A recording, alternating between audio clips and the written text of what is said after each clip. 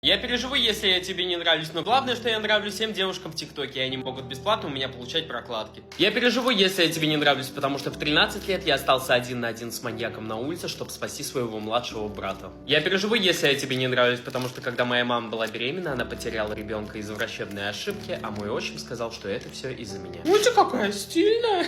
Я переживу, если я тебе не нравлюсь, потому что когда я ушел из дома, я весил 55 килограмм, потому что мне нечего было есть. А сейчас есть что?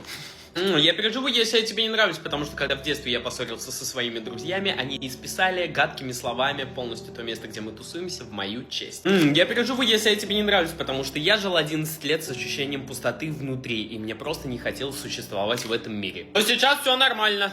Но я переживу, если я тебе не нравлюсь, потому что в 22 года я собственными руками отмывал всю ванную после того, как отчим решил там сдаться. И я не переживу, если я тебе не нравлюсь, потому что у меня закончились они. Купите, пожалуйста, крем.